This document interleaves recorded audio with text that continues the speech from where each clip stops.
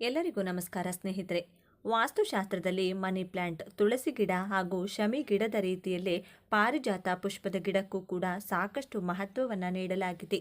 ಧನದ ಅಧಿದೇವತೆಯಾಗಿರುವಂಥ ಮಹಾಲಕ್ಷ್ಮಿಗೂ ಕೂಡ ಪಾರಿಜಾತ ಪುಷ್ಪ ಎಂದರೆ ಅಚ್ಚುಮೆಚ್ಚು. ಲಕ್ಷ್ಮೀ ದೇವಿಯ ಪೂಜೆಯ ಸಂದರ್ಭದಲ್ಲಿಯೂ ಕೂಡ ಕಮಲ ಪುಷ್ಪದ ಜೊತೆಗೆ ಪಾರಿಜಾತ ಪುಷ್ಪವನ್ನು ಕೂಡ ಅರ್ಪಿಸಲಾಗುತ್ತೆ. ಮನೆಯಲ್ಲಿ ಪಾರಿಜಾತ ಪುಷ್ಪದ ಗಿಡ ಇದ್ದರೆ ವಾಸ್ತುದೋಷ ಪರಿಹಾರ ಆಗುತ್ತದೆ ಎನ್ನುವಂಥ ಮಾತು ಕೂಡ ಕೇಳಿಬರುತ್ತೆ. ಪಾರಿಜಾತ ಗಿಡವನ್ನು ಮನೆಯಲ್ಲಿ ಇರಿಸಿಕೊಳ್ಳೋದ್ರಿಂದಾಗಿ ನಿಮ್ಮ ಮನೆಯಲ್ಲಿ ಆನಂದದ ಹರಿವು ವೇಗವಾಗಿ ಕಂಡುಬರುತ್ತದೆ.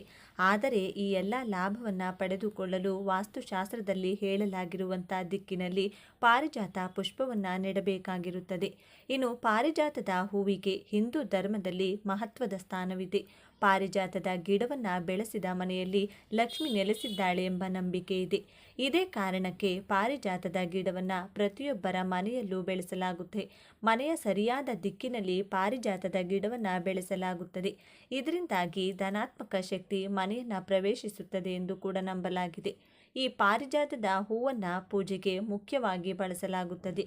ದೇವರ ಪೂಜೆಗೆ ಮಾತ್ರವಲ್ಲದೆ ಪಾರಿಜಾತ ಹೂವಿನಿಂದ ಅನೇಕ ಪ್ರಯೋಜನವಿದೆ.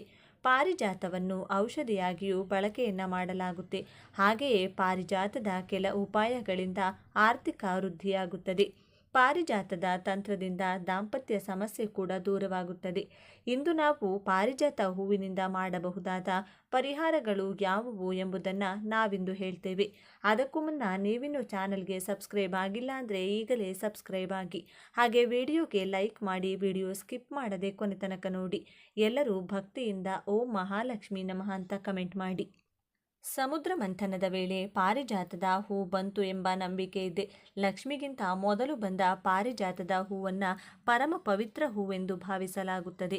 ದೇವರ ಪೂಜೆಗೆ ಇದನ್ನು ಬಳಸೋದ್ರಿಂದ ದೇವರ ಕೃಪೆಗೆ ಪಾತ್ರರಾಗಬಹುದು.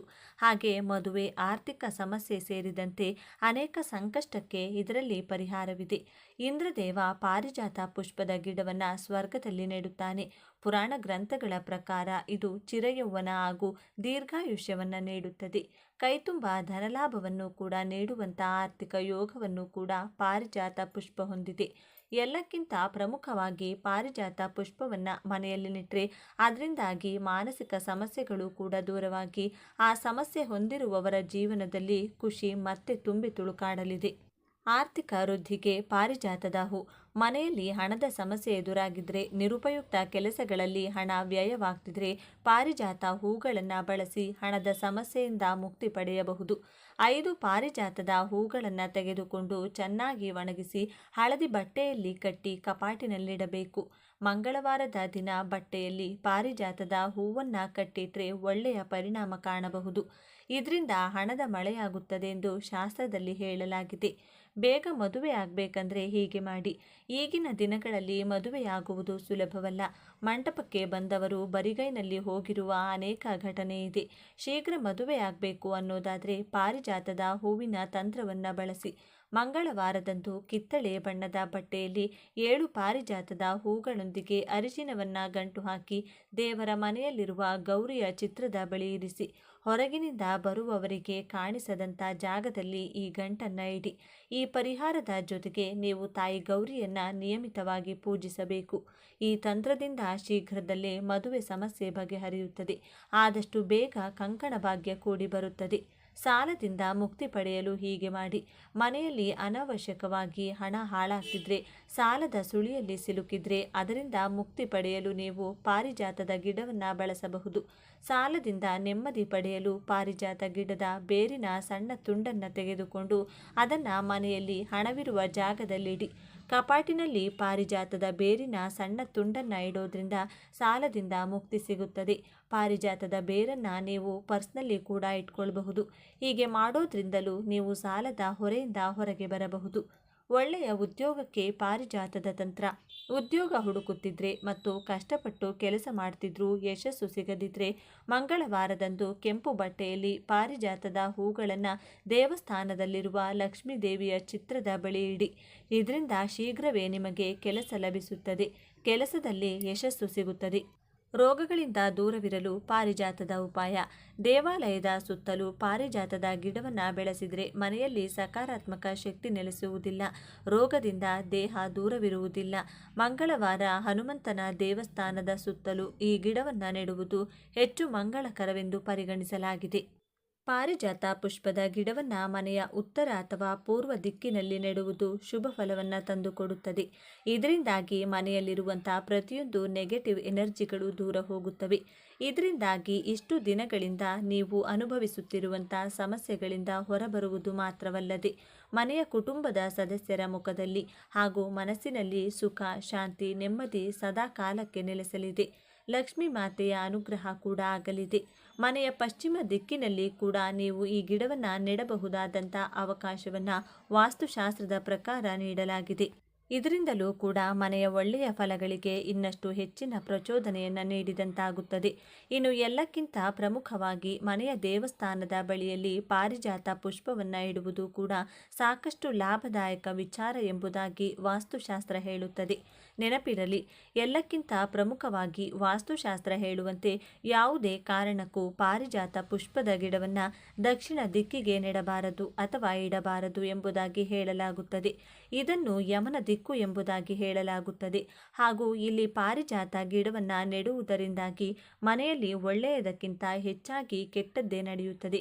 ಹೀಗಾಗಿ ಈ ಅನಾಹುತಗಳನ್ನು ಆಗುವುದನ್ನು ತಪ್ಪಿಸುವುದಕ್ಕಾಗಿ ಯಾವುದೇ ಕಾರಣಕ್ಕೂ ದಕ್ಷಿಣ ಭಾಗದಲ್ಲಿ ಪಾರಿಜಾತ ಪುಷ್ಪವನ್ನು ನೆಡಬಾರದು ಅಥವಾ ಇಡಬಾರದು.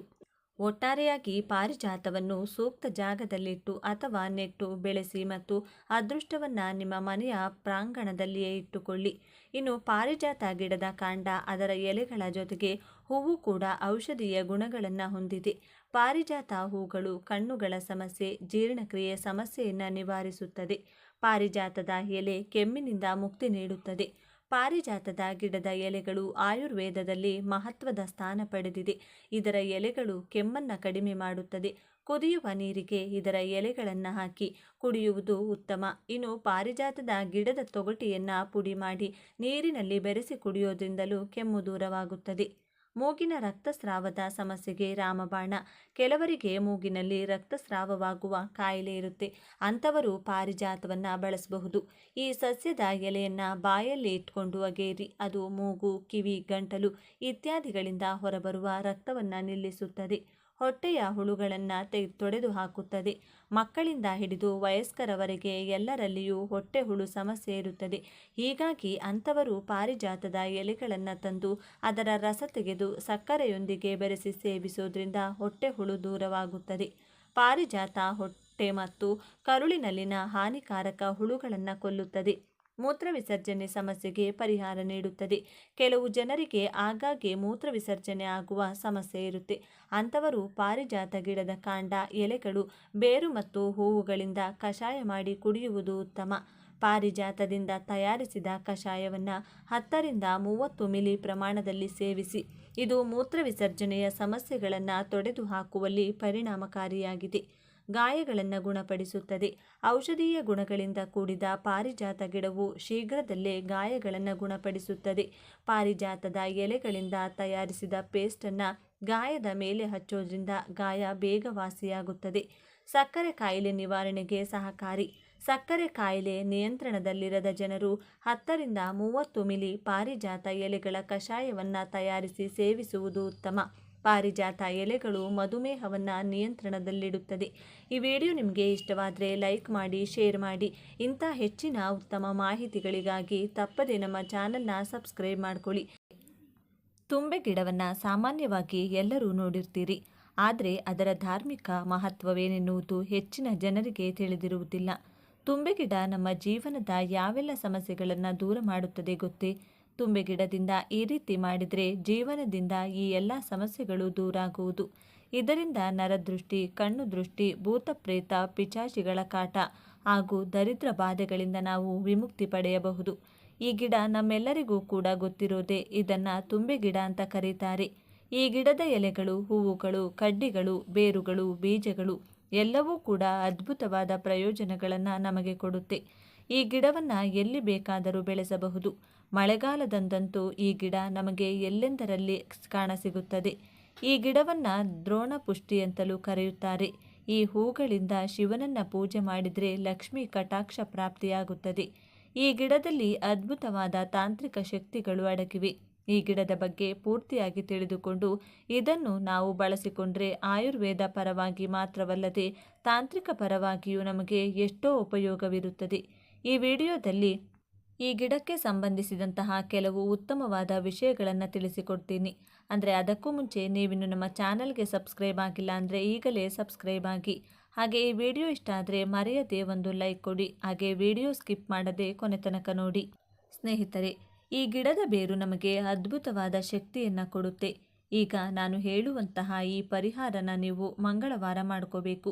ಹಾಗಾಗಿ ಸೋಮವಾರ ಸಂಜೆ ಈ ಗಿಡಕ್ಕೆ ಸ್ವಲ್ಪ ನೀರು ಹಾಕಿ ನಮಸ್ಕಾರ ಮಾಡಿಕೊಂಡು, ಅಮ್ಮ ನನಗೆ ಒಳ್ಳೆಯದಾಗಬೇಕು ಅನ್ನೋ ಕಾರಣದಿಂದ ನಾಳೆ ಬಂದು ನಿನ್ನನ್ನು ಕಿತ್ತುಕೊಂಡು ಹೋಗ್ತೀನಿ, ಶಾಪ ಕೊಡಬೇಡ ಅಂತ ಹೇಳಿ ಹೋಗಬೇಕು.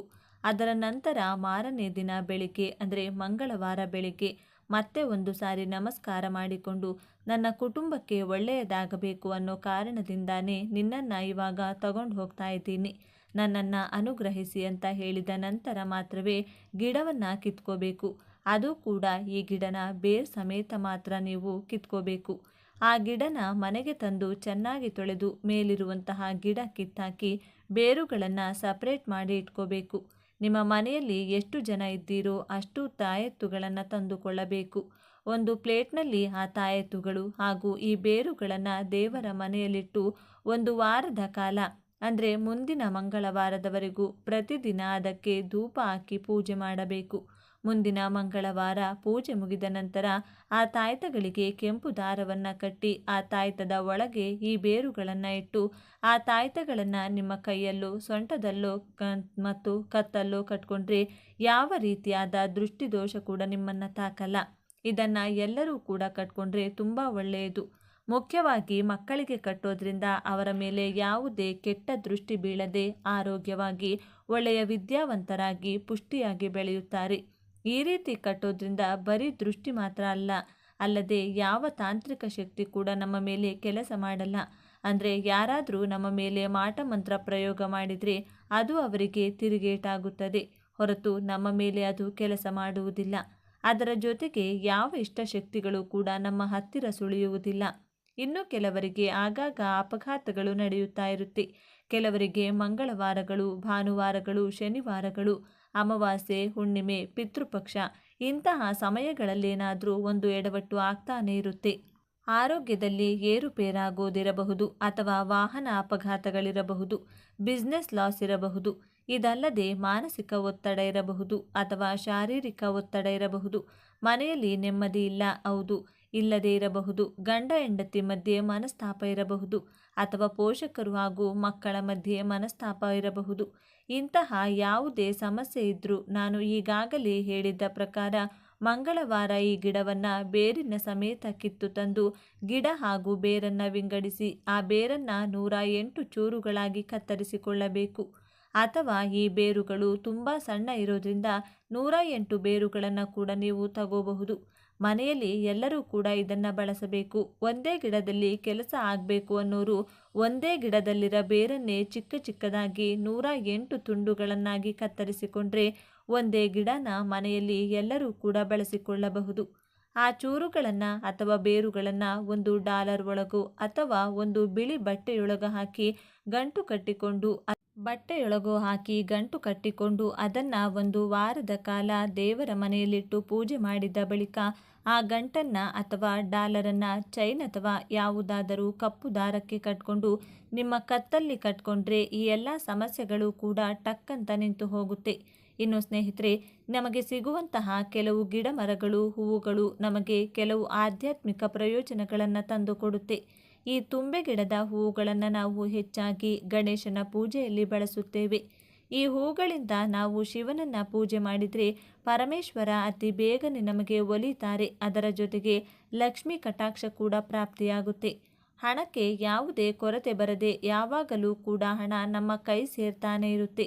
ಈ ಗಿಡವನ್ನು ನೀವು ಪಾಟಲ್ಲಿ ಅಥವಾ ನೆಲದಲ್ಲಿ ಎಲ್ಲಿ ಬೇಕಾದರೂ ಬೆಳೆಸಬಹುದು. ಈ ಗಿಡದ ಪ್ರಯೋಜನಗಳ ಬಗ್ಗೆ ತುಂಬ ಜನರಿಗೆ ಗೊತ್ತಿಲ್ಲದೇ ಇರೋ ಕಾರಣ ಇದು ಅಲ್ಲಲ್ಲಿ ಕಾಣಿಸಿದರೂ ಕೂಡ ಯಾವುದೋ ಹುಚ್ಚು ಗಿಡ ಅಂತ ಅಷ್ಟಾಗಿ ತಲೆಕೆಡಿಸಿಕೊಳ್ಳದೆ ಹಾಗೇ ಬಿಟ್ಟಿದ್ದಾರೆ. ಇದರಿಂದ ನಮಗೆ ಸಿಗುವಂತಹ ಪ್ರಯೋಜನಗಳ ಬಗ್ಗೆ ತಿಳಿಯದೆ ಚಿಕ್ಕದರಲ್ಲಿ ಹೋಗೋ ಸಮಸ್ಯೆನ ಸಾವಿರಾರು ರೂಪಾಯಿ ಖರ್ಚು ಮಾಡಿ ಬಗೆಹರಿಸಿಕೊಳ್ತಾ ಇದ್ದೀವಿ. ಅಂತಹ ಕೆಲವು ಪ್ರಯೋಜನಗಳ ಬಗ್ಗೆ ಈಗ ತಿಳಿದುಕೊಳ್ಳೋಣ. ತುಂಬೆ ಗಿಡನ ತಂದು ಚೆನ್ನಾಗಿ ತೊಳೆದು ಅದನ್ನು ಕುಟ್ಟಿ ರಸನ ಒಂದು 10 ಗ್ರಾಂನಷ್ಟು ತಗೊಂಡು ಅದರಲ್ಲಿ 5 ಗ್ರಾಂನಷ್ಟು ಕರಿಮೆಣಸಿನ ಪುಡಿ ಬೆರೆಸಿ ತಿನ್ನೋದ್ರಿಂದ ಅತಿ ಬೇಗನೆ ಎಂಥ ಜ್ವರ ಇದ್ದರೂ ಕೂಡ ಕಡಿಮೆಯಾಗುತ್ತೆ. ಇನ್ನು ತಲೆನೋವು, ತಲೆಭಾರ, ಮೂಗು ಕಟ್ಟಿದೆ ಅನ್ನೋರು ತುಂಬೆ ಗಿಡದ ಕಡ್ಡಿಗಳನ್ನು ಸ್ವಲ್ಪ ನೀರಲ್ಲಿ ಹಾಕಿ ಕುದಿಸಿ ಆ ನೀರಿನಿಂದ ಶಾಖ ತಗೊಳ್ತಾ ಇದ್ರೆ ಈ ಸಮಸ್ಯೆಗಳು ಕೂಡ ಬೇಗನೆ ಹೊರಟು ಹೋಗುತ್ತೆ. ಕಣ್ಣು ಮಂಜಾಗಿ ಕಾಣಿಸುವವರು ಅಥವಾ ಇತರೆ ಕಣ್ಣಿನ ಸಮಸ್ಯೆ ಇರೋರು ಅಕ್ಕಿನ ಮೊದಲನೇ ಸಾರಿ ತೊಳೆದು ಆ ನೀರನ್ನು ಚೆಲ್ಬಿಟ್ಟು 2ನೇ ಸಾರಿ ತೊಳೆದ ನೀರಲ್ಲಿ ಸ್ವಲ್ಪ ನಿಂಬೆ ಗಿಡದ ರಸ ಬೆರೆಸಿ ನೀವು ಅದಕ್ಕೆ ತುಂಬೆ ಗಿಡದ ರಸವನ್ನು ಬೆರೆಸಿ ದಿನಕ್ಕೆ 4ರಿಂದ 5 ಚಮಚಗಳು ಕುಡಿತಾ ಬಂದರೆ ಕಣ್ಣಿನ ಸಮಸ್ಯೆಗಳು ಯಾವುದೇ ಇದ್ರೂ ಕೂಡ ಹೊರಟು ಹೋಗುತ್ತೆ. ಇನ್ನು ಮೈಯಲ್ಲಿ ಎಲ್ಲಾದರೂ ಊತ ಬಂದಿದ್ರೆ ತುಂಬೆ ಸೊಪ್ಪನ್ನು ನೀರಲ್ಲಿ ಕುದಿಸಿ ಕಷಾಯ ಥರ ಮಾಡಿಕೊಂಡು ಅದನ್ನು ಊತ ಇರೋ ಜಾಗದಲ್ಲಿ ಹಚ್ಚುತ್ತಾ ಹೋದರೆ ಊತ ಕಡಿಮೆಯಾಗುತ್ತದೆ ಮತ್ತು ಆ ಸಮಸ್ಯೆ ಕೂಡ ಬರಲ್ಲ. ಇನ್ನು ಜೀರ್ಣಶಕ್ತಿ ಸಮಸ್ಯೆ ಇರೋರು 15 mlನಷ್ಟು ತುಂಬೆ ಗಿಡದ ರಸ ತಗೊಂಡು ಅದಕ್ಕೆ 2ರಿಂದ 4 ಗ್ರಾಂನಷ್ಟು ಸೈಂಧವ ಲವಣ ಬೆರೆಸಿ ದಿನದಲ್ಲಿ 2 ಸಲ ಕುಡಿತಾ ಬಂದರೆ ಜೀರ್ಣಶಕ್ತಿ ಸಮಸ್ಯೆ ಅನ್ನೋದು ಪೂರ್ತಿಯಾಗಿ ಹೊರಟು ಹೋಗುತ್ತೆ. ನೋಡಿದ್ರಲ್ಲ ಸ್ನೇಹಿತರೆ, ಈ ಗಿಡದಿಂದ ಎಷ್ಟೊಂದು ಪ್ರಯೋಜನಗಳು ಸಿಗುತ್ತೆ ಅಂತ. ಈ ಗಿಡ ಬೆಳೆಸೋಕೆ ಹೆಚ್ಚಿನ ನಿಯಮಗಳೇನೂ ಇಲ್ಲ. ಹಾಗೆ ನಾನೀಗ ಹೇಳಿರುವಂಥ 2 ಪ್ರಯೋಗಗಳು ನೀವು ಮಾಡಿಕೊಳ್ಳೋಕೆ ಕೂಡ ಹೆಚ್ಚಿನ ನಿಯಮಗಳು ಪಾಲಿಸುವಂತಹ ಅಗತ್ಯ ಇಲ್ಲ. ಇದನ್ನು ಮಂಗಳವಾರದಂದು ಬೆಳಿಗ್ಗೆ 6 ಗಂಟೆಯಿಂದ ಸಂಜೆ 5 ಗಂಟೆ ಒಳಗೆ ಮಾತ್ರ ಮಾಡ್ಕೋಬೇಕು. ಅದರ ನಂತರ ಮುಟ್ಟಾದ ಸಮಯದಲ್ಲಿ ಹೊರತುಪಡಿಸಿ ಇನ್ನು ಯಾವಾಗ ಬೇಕಾದರೂ ಈ ಪ್ರಯೋಗವನ್ನು ನೀವು ಮಾಡ್ಕೋಬಹುದು. ಹಾಗೆ ಈ ಪ್ರಯೋಗ ನೀವು ಮಾಡಬೇಕು ಅಂದ್ಕೊಂಡಿದ್ರೆ ಬೇರೆಯವರ ಕೈಯಲ್ಲಿ ಈ ಗಿಡವನ್ನು ತರಿಸೋಕೆ ಹೋಗಬೇಡಿ. ನಿಮ್ಮ ಕುಟುಂಬದಲ್ಲೇ ಯಾರಾದರೂ ಹೋಗಿ ಗಿಡನ ತರಬೇಕಾಗುತ್ತೆ. ಅಂದರೆ ನಿಮಗೆ ಗಿಡ ಸಿಗ್ತಿಲ್ಲ ಅಂದರೆ ಬೇರೆ ಯಾರಿಗೂ ಈ ಕೆಲಸನ ಅಥವಾ ಜವಾಬ್ದಾರಿನ ಒಪ್ಪಿಸಬಾರದು. ನಿಮ್ಮ ಮನೆಯಲ್ಲಿ ಯಾರು ವಾಸ ಮಾಡ್ತಿರ್ತಾರೋ ಅವರು ಮಾತ್ರನೇ ಈ ಕೆಲಸವನ್ನು ಮಾಡಬೇಕು. ಇಷ್ಟೇ ಸ್ನೇಹಿತರೆ, ಈ ವಿಡಿಯೋ ನಿಮಗೆ ಇಷ್ಟ ಆದರೆ ಲೈಕ್ ಮಾಡಿ, ಶೇರ್ ಮಾಡಿ. ಇಂತಹ ಹೆಚ್ಚಿನ ಉತ್ತಮ ಮಾಹಿತಿಗಳಿಗಾಗಿ ತಪ್ಪದೆ ನಮ್ಮ ಚಾನಲನ್ನು ಸಬ್ಸ್ಕ್ರೈಬ್ ಮಾಡಿಕೊಳ್ಳಿ. ಹಾಗೆ ಎಲ್ಲರೂ ಭಕ್ತಿಯಿಂದ ಓಂ ನಮಃ ಶಿವಾಯ ಅಂತ ಕಮೆಂಟ್ ಮಾಡಿ. ಧನ್ಯವಾದಗಳು.